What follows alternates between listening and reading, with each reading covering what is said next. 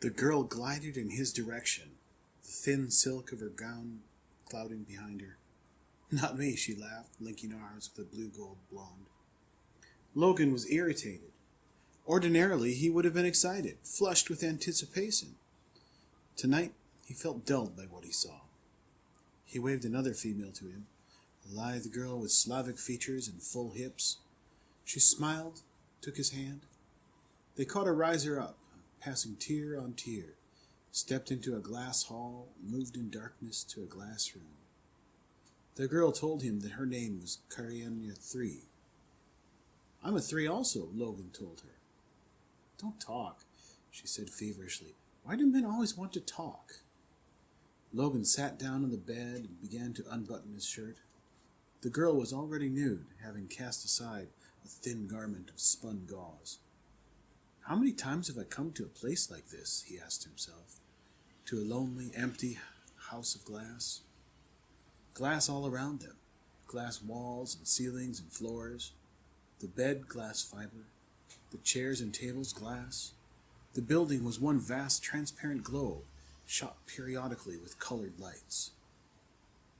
Each room was equipped to illuminate itself at irregular intervals, but it was impossible to determine just when a room would flare into brightness.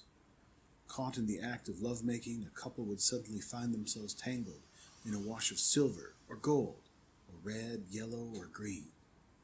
Other couples, around, above, and below, would be able to watch them from glass floors, walls, ceilings. Then the light would die, to spring on in another chamber.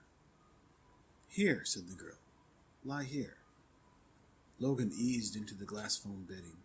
She guided his hand, and he gave himself over to this woman, holding and stroking her body in the darkness. "Look!" she cried. In the tier above them, bathed in hot gold, a man and a woman writhed in a love heat. Then darkness. The night deepened. Logan and Karyanya were frozen in silver, arms and legs twined. They were conscious of the eyes around them in the dome, watching hungrily. Darkness again. Light bloomed, died, flared, and died in the love depths of the structure, until dawn sketched the glass house. The loving was over and done. "Please visit us again," said the flax-haired girl in transpants. Logan exiting, saying nothing. Time for duty, no time to sleep. Logan went home to his unit, took a detoxic, flushing the system, but this didn't seem to help. His eyes felt grainy, his muscles ached. He suited up and went down to headquarters. Francis was there when he walked in. The tall man grinned at him. "You look ripped," he said. "Bad night?" Francis never looked ripped. No lifts or glass houses for him. Not before a job, anyway. Francis was cool and clear-headed and sure of himself. Why couldn't he be like that?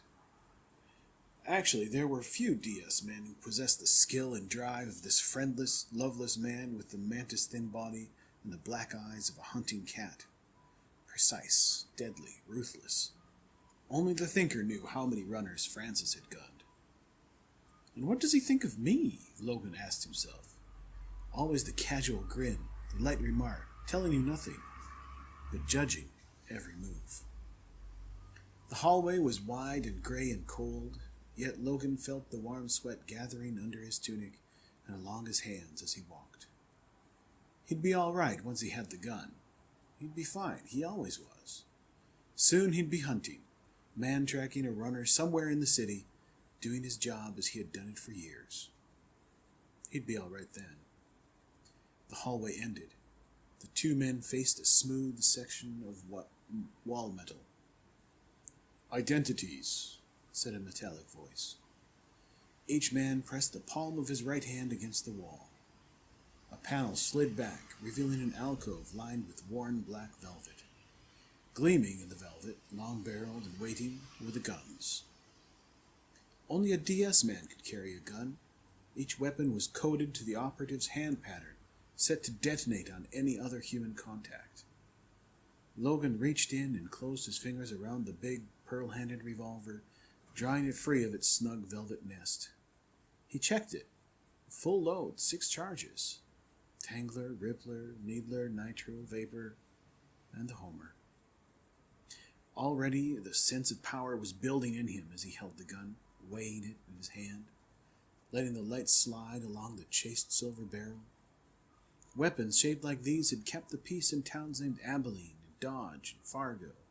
Called six guns then, their chambers held lead bullets. Now, centuries later, their cargo was far deadlier.